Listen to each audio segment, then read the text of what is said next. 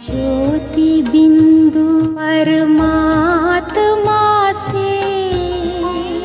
है मेरी आत्मा, अब चल कर ले मिलन। ओम शांति। 10 मार्च 2026 बाबा के महावाक्य। मीठे बच्चे, सबसे बड़ी बीमारी देह अभिमान की है। इससे ही डाउनफॉल हुआ है, इसलिए अब देही अभिमानी बनो। मीठे बच्चे, सबसे बड़ी बीमारी देह अभिमान की है, इससे ही डाउनफॉल हुआ है, इसलिए अब देही अभिमानी बनो। प्रश्न: तुम बच्चों की कर्मातीत अवस्था कब होगी? उत्तर: जब योगबल से कर्मभोग पर विजय प्राप्त करेंगे, पूरा देही अभिमानी बनेंगे। ये देह अभिमान का ही रोग सबसे बड़ा है, इससे दुनिया पतित हुई है। देही अभिमानी बनो तो वह खुशी व नशा रहे, चलन भी सुधरे। गीत: रात के राही थक मत जाना। ओम शांति। राही का अर्थ तो बच्चों ने सुना, और तो कोई समझा नहीं सकते सिवाय तुम ब्रह्मा मुख वंशावली ब्राह्मणों के। तुम जो देवी देवता थे तो मनुष्य, परंतु तुम्हारी सीरत बहुत अच्छी थी। तुम सर्वगुण संपन्न 16 कला संपूर्ण थे। तुम विश्व के मालिक थे। हीरे जैसे से कौड़ी जैसा कैसे बने, ये कोई मनुष्य नहीं जानते हैं। तुमने भी नंबरवार पुरुषार्थ अनुसार पलटा खाया है, परिवर्तन हुए हैं। अभी तुम देवता बने नहीं हो, रिजुवनेट हो रहे हो। कोई थोड़ा बदले, कोई की 5%, कोई की 10%, सीरत बदलती जाती है। दुनिया को यह पता नहीं भारत ही हेवन था। कहते भी हैं क्राइस्ट से 3000 वर्ष पहले भारत में देवी देवता थे। उनमें ऐसे गुण थे जो उन्हों को भगवान भगवती कहते थे। अभी तो वह गुण है नहीं, मनुष्य की समझ में नहीं आता। भारत जो इतना साहूकार था, उनका फिर डाउनफॉल कैसे हुआ, वह भी बाप ही बैठ समझाते हैं। तुम भी समझा सकते हो जिनकी सूरत सुधरी है। बाप कहते हैं, बच्चे तुम देवी देवता थे तो आत्म अभिमानी थे। फिर जब रावण राज्य शुरू हुआ तो देह अभिमानी बन पड़े हो। यह देह अभिमान की सबसे बड़ी बीमारी तुमको लग पड़ी है। सतयुग में तुम आत्माभिमानी थे, बहुत सुखी थे। किसने तुमको ऐसा बनाया, यह कोई भी नहीं जानते। बाप बैठ समझाते हैं तुम्हारा डाउनफॉल क्यों हुआ। अपने धर्म को भूल गए हो। भारत वर्थ नाटे पेनी बन गया। उनका मूल कारण क्या है? देह अभिमान। यह भी ड्रामा बना हुआ है। मनुष्य ये नहीं जानते कि भारत इतना साहूकार था, फिर गरीब कैसे बना। हम आदि सनातन देवी देवता धर्म के थे, फिर हम कैसे धर्म भ्रष्ट कर्म भ्रष्ट बने। बाप समझाते हैं रावण राज्य होने से तुम देह अभिमानी बने हो, तो तुम्हारा ये हाल होने लगा। सीढ़ी भी दिखाई है कैसे डाउनफॉल हुआ। वर्थ नाटे पेनी का भी मुख्य कारण देह अभिमान है। यह भी बाप बैठ समझाते हैं। शास्त्रों में कल्प की आयु लाखों वर्ष लगा दी है। आजकल समझदार हैं क्रिश्चियन लोग, वह भी कहते हैं क्राइस्ट से 3000 वर्ष पहले पैराडाइज था। भारतवासी ये समझ नहीं सकते कि प्राचीन भारत ही था जिसको स्वर्ग हेवन कहा जाता है। आजकल तो भारत की फुल हिस्ट्री ज्योग्राफी को जानते ही नहीं हैं। थोड़े बच्चों में थोड़ा ज्ञान है तो देह अभिमान आ जाता है। समझते हैं हमारे जैसा कोई है नहीं। बाप समझाते हैं भारत की ऐसी दुर्दशा क्यों हुई। बापू गांधी भी कहते थे पतित पावन आओ, आकर राम राज्य स्थापन करो। आत्मा को जरूर कभी बाप से सुख मिला है तो पतित पावन को याद करते हैं। बाप समझाते हैं हमारे बच्चे जो शूद्र से बदल ब्राह्मण बनते हैं वह भी पूरा देही अभिमानी नहीं बनते हैं, घड़ी घड़ी देह अभिमान में आ जाते हैं। यह सबसे पुराना रोग जिससे यह हाल हुआ है।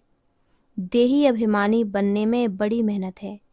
जितना देही अभिमानी बनेंगे उतना बाप को याद करेंगे, फिर अथाह खुशी रहनी चाहिए। गाया जाता है परवाह थी पार ब्रह्म में रहने वाले परमेश्वर की, वह मिल गया, उससे 21 जन्म का वर्षा मिलता है। बाकी क्या चाहिए? तुम सिर्फ देही अभिमानी बनो, मामेकम याद करो, भल गृहस्थ व्यवहार में रहो। सारी दुनिया देह अभिमान में है। भारत जो इतना ऊंच था उसका डाउनफॉल हुआ है। हिस्ट्री ज्योग्राफी क्या है यह कोई बता न सके। ये बातें कोई भी शास्त्रों में नहीं हैं। देवताएं आत्माभिमानी थे, जानते थे एक देह को छोड़ दूसरी लेनी है। परमात्मा अभिमानी नहीं थे। तुम जितना बाप को याद करेंगे, देही अभिमानी रहेंगे, उतना बहुत मीठा बनेंगे। देह अभिमान में आने से ही लड़ना झगड़ना बंदरपना आ जाता है। यह बाप समझाते हैं, ये बाबा भी समझ रहे हैं। बच्चे देह अभिमान में आकर शिव बाबा को भूल जाते हैं। अच्छे अच्छे बच्चे देह अभिमान में रहते हैं, देही अभिमानी बनते ही नहीं हैं। तुम कोई को भी यह बेहद की हिस्ट्री ज्योग्राफी समझा सकते हो। बरोबर सूर्यवंशी चंद्रवंशी राजधानी थी। ड्रामा का किसको भी पता नहीं है। भारत जो इतना गिरा, डाउनफॉल की जड़ है देह अभिमान। बच्चों में भी देह अभिमान आ जाता है। ये नहीं समझते कि हमको डायरेक्शन कौन देते हैं। हमेशा समझो शिव बाबा कहते हैं। शिव बाबा को याद न करने से देह अभिमान में आ जाते हैं। सारी दुनिया देह अभिमानी बन गई है। तब बाप कहते हैं मामे कम याद करो, अपने को आत्मा समझो। आत्मा इस देह द्वारा सुनती है, पाठ बजाती है। बाप कितना अच्छी रीति समझाते हैं। भल भाषण तो बहुत अच्छा कर लेते हैं, परंतु चलन भी तो अच्छी चाहिए ना। देह अभिमान होने कारण फेल हो जाते हैं। वह खुशी व नशा नहीं रहता है। फिर बड़े विक्रम भी उनसे होते हैं, जिस कारण बड़े दंड के भागी बन पड़ते हैं। देह अभिमानी बनने से बहुत नुकसान पाते हैं, बहुत सजा खानी पड़ती है। बाप कहते हैं ये गॉडली वर्ल्ड गवर्नमेंट है ना, मुझ गॉड की गवर्नमेंट का राइट हैंड है धर्मराज। तुम अच्छे कर्म करते हो तो उनका फल अच्छा मिलता है, बुरे कर्म करते हो तो उनकी सजा खाते हो। सब गर्भ जेल में भी सजाएं खाते हैं, उस पर भी एक कहानी है। ये सब बातें इस समय की हैं। महिमा एक बाप की है, दूसरे कोई की महिमा है नहीं। इसलिए लिखा जाता है त्रिमूर्ति शिव जयंती वर्थ डायमंड। बाकी सब है वर्थ कौड़ी। सिवाय शिव बाबा के पावन कोई बना न सके। पावन बनते हैं फिर रावण पतित बनाते हैं, जिस कारण सब देह अभिमानी बन पड़े हैं। अब तुम देही अभिमानी बनते हो। ये देही अभिमानी अवस्था 21 जन्म चलती है तो बलिहारी एक की गाई जाती है। भारत को स्वर्ग बनाने वाला शिव बाबा है। यह किसको पता नहीं है कि शिव बाबा कब आया। उनकी हिस्ट्री तो पहले पहले चाहिए। शिव कहा ही जाता है परमपिता परमात्मा को। तुम जानते हो देह अभिमान के कारण डाउनफॉल होता है। ऐसा हो तब तो बाप आए राइज करने। राइज और फॉल, दिन और रात, ज्ञान सूर्य प्रगटा, अज्ञान अंधेर विनाश। सबसे जास्ती अज्ञान है ये देह अभिमान। आत्मा का तो किसको पता नहीं है। आत्मा सो परमात्मा कह देते हैं, तो कितने पाप आत्मा हो गए हैं। इसलिए डाउनफॉल हुआ है। 84 जन्म लिए हैं, सीढ़ी नीचे उतरते आए हैं। यह खेल बना हुआ है। यह वर्ल्ड की हिस्ट्री ज्योग्राफी तुम बच्चे जानते हो और कोई नहीं जानते। विश्व का डाउनफॉल कैसे हुआ? वे तो समझते हैं कि साइंस से बहुत तरक्की हुई है। यह नहीं समझते कि दुनिया और ही पतित नर्क बन गई है। देह अभिमान बहुत है। बाप कहते हैं अभी तुमको देही अभिमानी बनना है। अच्छे अच्छे महारथी ढेर हैं, ज्ञान बड़ा अच्छा सुनाते हैं, परंतु देह अभिमान पूरा हटा नहीं है। देह अभिमान के कारण कोई में क्रोध का अंश, कोई में मोह का अंश, कुछ न कुछ है। सीरत सुधरनी चाहिए ना, बहुत बहुत मीठा बनना चाहिए। तब मिसाल देते हैं, शेर बकरी इकट्ठे जल पीते हैं, वहाँ कोई ऐसे दुख देने वाले जानवर भी होते नहीं। इन बातों को भी मुश्किल कोई समझते हैं, नंबरवार समझने वाले हैं। कर्म भोग निकल जाए, कर्मातीत अवस्था हो जाए, यह मुश्किल होती है। बहुत देह अभिमान में आते हैं, पता नहीं पड़ता है हमको यह मत कौन देते हैं। श्रीमत श्री कृष्ण के द्वारा कैसे मिलेगी? श्री बाबा कहते हैं इनके बिगर श्रीमत कैसे दूंगा। स्थायी रथ हमारा यह है। देह अभिमान में आकर उल्टे सुल्टे कार्य करके मुफ्त अपनी बर्बादी मत करो, नहीं तो नतीजा क्या होगा?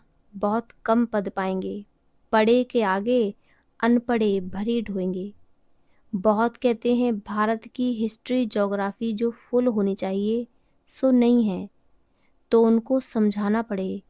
तुम्हारे सिवाय तो कोई समझा न सके, परंतु देही अभिमानी स्थिति चाहिए, वही ऊंच पद पा सकते हैं। अभी तो कर्मातीत अवस्था किसकी हुई नहीं है। इनके बाबा के ऊपर तो बहुत झंझट है, कितनी फिक्रात रहती हैं। भल समझते हैं कि सब ड्रामा अनुसार होता है, फिर भी समझाने के लिए युक्तियां तो रचनी होती हैं ना। इसलिए बाबा कहते तुम जास्ती देही अभिमानी बन सकते हो, तुम्हारे ऊपर कोई बोझा नहीं है। बाप पर तो बोझा है, हेड तो यह है ना, प्रजापिता ब्रह्मा, परंतु ये किसको पता नहीं है कि इनमें शिव बाबा बैठे हैं। तुम्हारे में भी कोई मुश्किल इस निश्चय में रहते हैं, तो ये वर्ल्ड की हिस्ट्री ज्योग्राफी जाननी चाहिए ना। भारत में स्वर्ग कब था, फिर कहाँ गया, कैसे डाउनफॉल हुआ, ये किसको पता नहीं है। जब तक तुम नहीं समझाओ तब तक कोई समझ न सके। इसलिए बाबा डायरेक्शन देते हैं, लिखा पढ़ी करो तो स्कूलों में वर्ल्ड की हिस्ट्री ज्योग्राफी बतानी चाहिए। डाउनफॉल पर भाषण करना चाहिए। भारत हीरे जैसा था, वह फिर कौड़ी जैसा कैसे बने? कितने वर्ष लगे? हम समझाते हैं ऐसे पर्चे एरोप्लेन द्वारा गिरा सकते हैं। समझाने वाला बड़ा होशियार चाहिए। गवर्नमेंट चाहती है तो गवर्नमेंट का ही हॉल विज्ञान भवन जो दिल्ली में है वहाँ सबको बुलाना चाहिए। अखबार में भी डाला जाए, कार्ड भी सबको भेज दें। हम आपको सारे वर्ल्ड की हिस्ट्री ज्योग्राफी आदि से अंत तक समझाते हैं। आप ही आएंगे जाएंगे, पैसे की तो बात ही नहीं है। समझो हमको कोई मिला, प्रेजेंट भेंट करते हैं तो हम ले नहीं सकते हैं। सर्विस करने के लिए काम में लाएंगे, बाकी हम ले नहीं सकते। बाप कहते हैं मैं तुमसे दान लेकर क्या करूँगा जो फिर भरकर देना पड़े। मैं पक्का शराफ हूँ। अच्छा, मीठे मीठे सिकी लदे बच्चों प्रति मात पिता बाप दादा का याद प्यार और गुड मॉर्निंग। रूहानी बाप की रूहानी बच्चों को नमस्ते। धारणा के लिए मुख्य सार। पहला, देह अभिमान में आकर कोई भी उल्टा सुल्टा कार्य नहीं करना है। देही अभिमानी बनने का पूरा पूरा पुरुषार्थ करना है। अपनी सीरत चलन सुधारते रहना है। दूसरा, बहुत बहुत मीठा शीतल बनना है। अंदर में क्रोध मोह का जो भूत है उसे निकाल देना है। वरदान, रिगार्ड देने का रिकॉर्ड ठीक रख, खुशी का महादान करने वाले पुण्य आत्मा भव।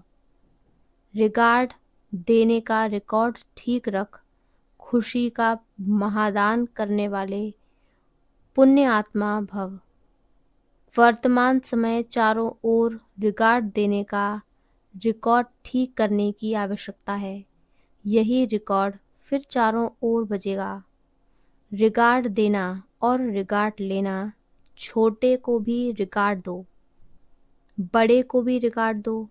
यह रिगार्ड का रिकॉर्ड अभी निकलना चाहिए, तब खुशी का दान करने वाले महादानी पुण्य आत्मा बनेंगे। किसी को रिगार्ड देकर खुश कर देना, ये बड़े से बड़ा पुण्य का काम है, सेवा है। स्लोगन, हर घड़ी को अंतिम घड़ी समझकर चलो तो एवर रेडी रहेंगे। मातेश्वरी जी के अनमोल महावाक्य। पहला, तमोगुणी माया का विस्तार। सतोगुणी, रजोगुणी, तमोगुणी, ये 3 शब्द कहते हैं। इसको यथार्थ समझना जरूरी है। मनुष्य समझते हैं ये तीनों गुण इकट्ठे चलते रहते हैं, परंतु विवेक क्या कहता है? क्या ये तीनों गुण इकट्ठे चले आते हैं? वह तीनों गुणों का पाठ अलग अलग युग में होता है। विवेक तो ऐसे ही कहता है कि ये तीनों गुण इकट्ठे नहीं चलते। जब सतयुग है तो सतोगुण है, द्वापर है तो रजोगुण है, और कलयुग है तो तमोगुण है। जब सतो है तो तमो रजो नहीं, जब रजो है तो फिर सतो गुण नहीं है। यह मनुष्य तो ऐसे ही समझकर बैठे हैं कि ये तीनों गुण इकट्ठे चलते आते हैं। यह बातें कहना सरासर भूल है।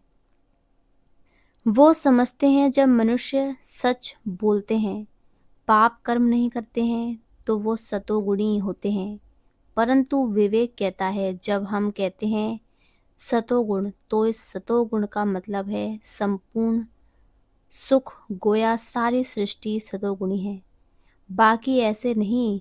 कोई कहेंगे कि जो सच बोलता है वो सतोगुणी है, और जो झूठ बोलता है वो कलयुगी तमोगुणी है। ऐसे ही दुनिया चलती आती है।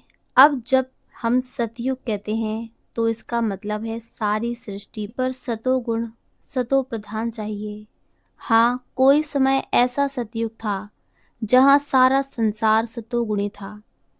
अब वो सतयुग नहीं है, अभी तो है कलयुगी दुनिया, गोया सारी सृष्टि पर तमो प्रधानता का राज्य है।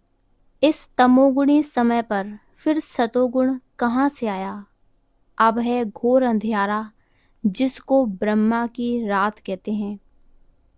ब्रह्मा का दिन है सतयुग और ब्रह्मा की रात है कलयुग, तो हम दोनों को मिला नहीं सकते। दूसरा, कलयुगी असार संसार से सतयुगी सार वाली दुनिया में ले चलना एक परमात्मा का ही काम है। इस कलयुगी संसार को असार संसार क्यों कहते हैं?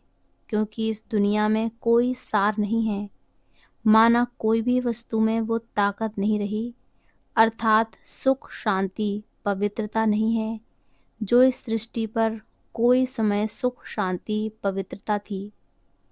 अब वो ताकत नहीं है, क्योंकि इस सृष्टि में 5 भूतों की प्रविष्टता है। इसलिए ही इस सृष्टि को भय का सागर अथवा कर्म बंधन का सागर कहते हैं। इसलिए ही मनुष्य दुखी हो परमात्मा को पुकार रहे हैं, परमात्मा हमको भव सागर से पार करो। इससे सिद्ध है कि जरूर कोई अभय अर्थात निर्भयता का भी संसार है जिसमें चलना चाहते हैं। इसलिए इस संसार को पाप का सागर कहते हैं, जिससे पार कर पुण्य आत्मा वाली दुनिया में चलना चाहते हैं। तो दुनियाएं दो हैं, एक सतयुगी सार वाली दुनिया, दूसरी है कलयुगी असार की दुनिया। दोनों दुनियाएं इस सृष्टि पर होती हैं। अभी परमात्मा व सार वाली दुनिया स्थापन कर रहे हैं। अच्छा, ओम शांति। अव्यक्त इशारे। निश्चय के फाउंडेशन को मजबूत कर सदा निर्भय और निश्चिंत रहो। जैसे ज्ञान की सब्जेक्ट है वैसे सेवा की भी सब्जेक्ट है। जो इसमें फेथफुल निश्चय बुद्धि हैं वही नंबर आगे जा सकता है। सुबह से रात तक अपना फिक्स प्रोग्राम डेली डायरी बनाओ, क्योंकि जिम्मेवार आत्माएं हो, रिवाजी आत्माएं नहीं, विश्व कल्याणकारी आत्माएं हो। तो जो जितना बड़ा आदमी होता है उसकी दिनचर्या सेट होती है। अच्छा, ओम शांति, ओम शांति, ओम शांति।